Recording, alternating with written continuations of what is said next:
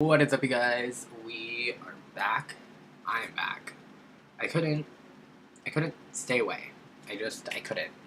There's too much happening on the internet right now. There's too much happening on YouTube. After yesterday I said that everything was dying down, it was definitely a lie.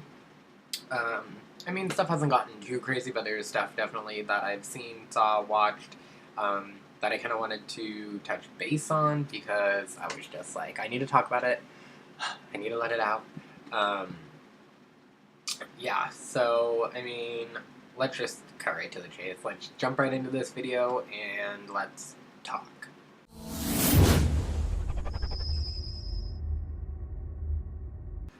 Alright, so we're just going to start off this video with talking about some stuff that you guys probably already know, some things that you guys are probably already aware about. Laura Lee is still losing 3,000 to 4,000 followers a day, and she was losing like 20,000 to 30,000, so it seems like it's slowly starting to go down. I don't know if at any point she's just kind of gonna plateau and there's, not really going to be lost anymore. I'm interested to see if she starts gaining subs again. Manny, he's kind of losing, I think he's still losing around the same amount as Laura. He did, I would say maybe like a month prior to all this going down, he did create a vlog channel. I remember when I was subscribed, there was less than 100 subscribers on that channel. But that channel itself, I believe, is at about 100-odd thousand subscribers. That channel, though, is losing about 100 subscribers a day, and his main channel is still losing around 3,000 to 4,000 subs a day. I just have been checking in. I'm just curious. It's not like, oh yeah, they're still losing, they suck, they're terrible, fuck them, all that or whatever. It's just interesting to me to see if at any point they are going to plateau and they are going to start gaining subscribers again, so I'm just kind of interested in that. And when yesterday I kind of went down the path of talking about how people were kind of like done with their truth videos or my truth videos, and that they no more were kind of like surfacing, and I felt like that was kind of like fading out and people weren't going to do that. And not saying that they are, but I did come across something today that kind of relates and pertains to all of the Twitter exposure or getting exposed on Twitter. If you guys are not aware, someone made a video about Peter Monn. I can't recall the name off the top of my head. I also didn't write it down or anything. And all he did was go on there and kind of tear him down in a very aggressive way, and in a way that was just kind of like, whoa, dude, you can calm down for two. He was just totally doing it for shock effect. There was someone who said this guy is way too high on amphetamines or whatever it was, but the way he was just so aggressive about it made me consider maybe this kid is on drugs or something. I don't know. But he went on to expose Peter Monn from his Twitter account, and I think the trend right now with people who don't really get that many views or don't have that many subs or really aren't getting the exposure that they're looking for, they're getting that exposure through exposing other people. And how are they doing that? How are these people who don't have subs or who aren't in this community of people and, have all these connections finding this information out? Or, he went on to say in the video, too, that he didn't really have to do any digging. The tweets were there. And we'll go over in a second about what those tweets were about. Okay, I'm just going to say it because I keep trying to not say his name. The YouTube channel is Messy Mark. He went on to talk about how Peter Monn, so yeah, I keep trying to not say this guy's name, but you know what, whatever, it's out there, it's on the internet, anybody can find it. The person's YouTube channel is Messy Mark, and like I said, he has a few hundred subscribers, and he went on to talk about how he didn't really have to do any digging and how the information was kind of already there. And you guys may be wondering well, how are you going to find a post from 2011 unless you're digging? And just to jump back a little bit, I think that like I said, that's how people are getting exposure. That's how people are getting their YouTube channel seen. How people are getting their name out there is by exposing other people through old Twitter messages which is completely wrong. You know, we've all said and done things in our past, you know, for shock value, for, you know, whatever it may be. It doesn't matter, but, you know, to dig up like someone's past, you know, I'm sure everyone has a past that could be dug up to some extent, but, you know, who wants that? But he went on there to say, you know, he didn't have to do too much digging, it was right there. And like I'm going to say again, and like I've said before in my videos with this whole Twitter exposure thing, I am telling you this is coming from Twitter's new advanced search option. You can type in any specific name, any YouTuber's name. You know, you could type in, it doesn't even have to be a YouTuber, it could be anybody that is on the platform of Twitter. And in this advanced search option, you can put in a specific Twitter handle name, and in that search, you can search for keywords, you can search for certain sentences. So, for instance, if I wanted to find, you know, a tweet that I tweeted at somebody that was like, you know, screw you or something, I could go into Twitter, I could type in my Twitter handle, under keywords, I could type in that word, and it'll bring up all my tweets from the very beginning of time, from the name that I typed in, which would be my name, and anytime I said screw you. So if I had, you know, a thing on there that said screw you Laura Lee from 2011, and then I had one that said screw you Manny MUA from 2012, it'll show both of those.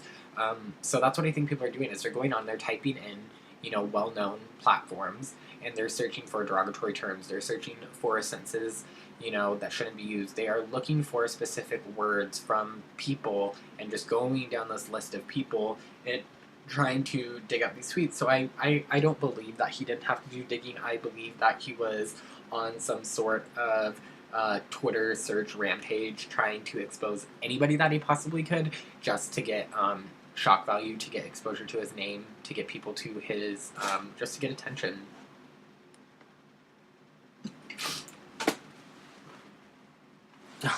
I thought my computer just shut off. I got really nervous. I was like, I did not just do all this for nothing. So yeah, I think he's definitely doing it intentionally, and I think that he did go a little bit deeper into the Twitter more than he was coming off. I just don't understand why people want to get exposure from that way, because people, I feel like, who do get exposure in that sense, it's not going to last very long. People are going to forget who this Messy Mark guy is by tomorrow. But, you know, there was an article that I read, too, that beauty influencers are standing with Peter Monn. You know, this is hard for me, because to see Laura Lee, to see Manny MUA, to see to see everything that they've created to tank so fast, so quick, so hard, and by any means, I'm not saying that they didn't deserve it, and I'm not saying that Peter Monn deserves more backlash for what he did. I just thinking about it, though, it's crazy how we can all stand by someone who says one thing, and then someone else who says something very much in the same similar aspect. You know, we could not stand for them and say, you know, screw you, screw your channel, canceled, whatever you want to call it. And it's just hard for me, because if you were in that real life situation and you and your friend, you know, both got called out for the same thing, but I lost all my friends and then she got to keep them just because of, you know, that simple fact, that would really hurt. That would really, you know, dig deep. But there are, you know, people are going, I'm just looking at the internet right now, and there's already so many articles on it, just because of this one YouTuber. Basically, he tweeted something that, you know, and then looking at the tweets, it was, the N-word was used. I don't think it was used directly from him. The way I kind of perceived the tweets were that he was mentioning someone, is the way that it looked, was he was mentioning someone who in their Twitter handle name was the N-word, or he was like retweeting something, but it wasn't used in a derogatory way whatsoever. He did use the term and tweeted at his friend that the place they were staying was ghetto. These didn't relate to the other tweets that I saw about the N-word being used in a retweet. but it wasn't even used in a derogatory way. It wasn't used in a casual way. It was just there, and I think it was part of someone's name, or a person had used that term in their thing, but it wasn't used in a derogatory way whatsoever. Um, but I think people nowadays will take anything and they'll spin it.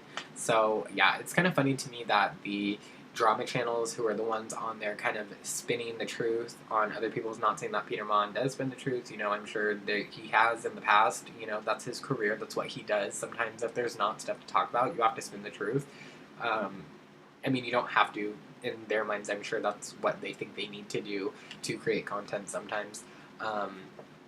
But yeah, I just think it's hilarious how they've been on there getting exposed, and they're having to spin the truth, and now the truth is getting spun on them, and then they're having to tell their real truth.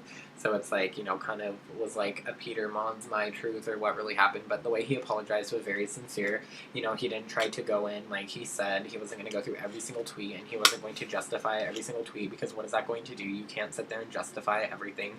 You have to apologize for everything in its entirety. So he's a very sincere person, even when all the beauty influencers are kind of calling out all the drama channels. Everybody kind of stuck by Peter Monn. They really like Peter Monn because, he's an older gentleman who I feel like kind of has the same aspirations, or I feel like I have the same aspirations as he does, like with the YouTube channel. It's not always just talking about any drama, spinning the truth, I feel like he really uses his platform as an outlet just to talk about the content that he loves watching. I feel like he's the same how, he has all these YouTubers and all these people that he is subscribed to that he absolutely loves watching. And, it's his, this is his expressive outlet to come on here and to talk about it and to communicate it with other people. And that's exactly what I want to do on here too. But also, too, just a heads up, I'm almost positive, no reason why by the end of this month Shane Dawson won't be hitting 17 million subscribers, and we know that he is well deserving of it.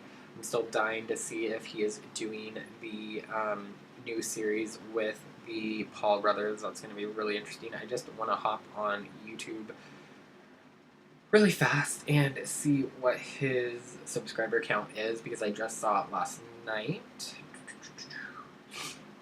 Yeah, 16. He is at 16,902. Can't even see it. Yeah, but he's at 16,902,104, so he will definitely be hitting that. Shane averages about anywhere from, I would say, 15 to like 25,000 new subscribers a day. So I'm thinking, honestly, probably by the end of this week, he will hit that 17 million mark. Sometimes I feel like his channel, isn't... Anybody out there feel like they just saw him at, 15 million, and if you're gaining that many subs a day, girl, how are you not at, 20 million by now? I swear sometimes other YouTubers' channels are, growing so fast, and I, check him with Shane, and I'm like, oh, wait, Shane should be, almost at this much, and I'm like, dang, what the heck? How is... Maybe it's just my perception is, way off or something, though. So... I just thought I'd throw that out there. He's going to be hitting 17 million subs. I'm sure he'll be posting something about it, and I'm going to be on there congratulating him, because that's so awesome. And I think we have all conclusively decided that he's my favorite YouTuber, and to me, he is the best YouTuber as of right now. Just the content in general. I mean, it's really hard to argue. If that's not your content style and that's not what you're looking for, it's definitely entertainment. It's definitely, vlog, blog, it's so much, he kind of takes a little piece of everything that people are doing on YouTube and then kind of puts it all together in a cohesive way that just works, so, I don't know. And then also today, Tana released a video, her new video that she put out, My Psychotic Sugar Daddy Story. You aren't ready. I have not had a chance to finish the whole video because it is 1 hour long, and I had other things that I wanted to hop on here and talk to you guys about, so I am still finishing that video, and I just already am so I'm already halfway through it, but in the beginning half, something that jumped out at me that I was completely shocked by and could not believe. Tana, kind of started off with the preface of, when I think it was a year or two ago, everybody on Twitter was talking about having a sugar daddy. That's what kind of like the jokes are about. And it was, she made it to be like a thing about having a sugar daddy. You're talking about them or it being a joke or whatever it may be. Those were kind of like where the discussions were, stemming from or around or whatever you want to say. And then she talks about how when she was at BeautyCon, that, well, no, the way she started it out was all of our favorite beauty gurus and all of our little angels that are beauty gurus on the YouTube, or in the YouTube community that you may think are these like perfect people that come on camera and their just lives are absolutely amazing and perfect and they, wouldn't go out and, do something like this. She was like, I know some of, a couple or a few or whatever it was of your favorite YouTubers that you would never think would be out there sucking a dick, or the way she just said it was like, whoa girl, dang, like, okay.